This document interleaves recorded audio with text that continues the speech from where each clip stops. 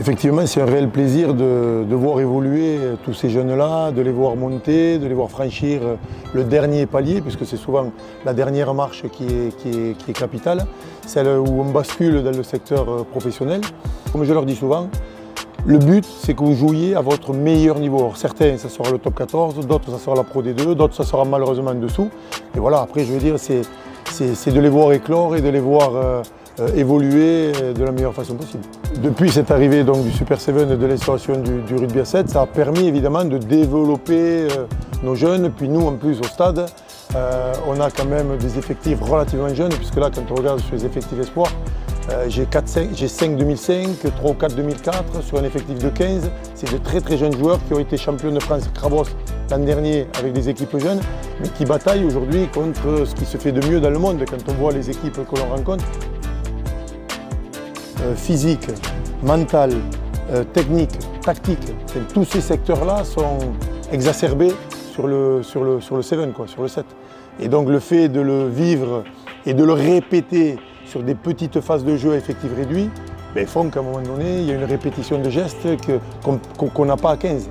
Lors de la première étape du 7, effectivement, nous avons créé un peu la surprise parce que je pense qu'on a eu d'abord un bon premier tirage.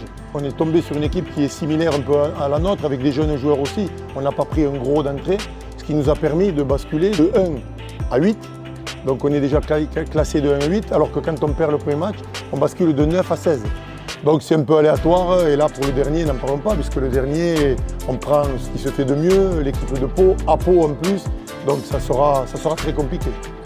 Le coach d'équipe, lui, il a la gestion de l'équipe, le management de l'équipe, gérer son effectif, alors que le coach de club, dont je fais partie, on est plus sur du développement, ce fameux PID, plan individuel de développement que l'on met en place, notamment avec le centre de formation, et sur les différents joueurs.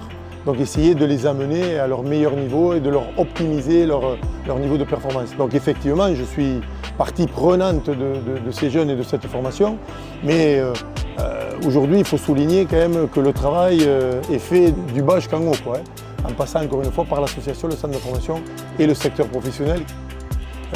On est sur un jeu qui est hyper ambitieux, dur à mettre en place, puisqu'il faut une condition physique assez exacerbée, il faut un mental à toute épreuve, il faut une technique individuelle plus.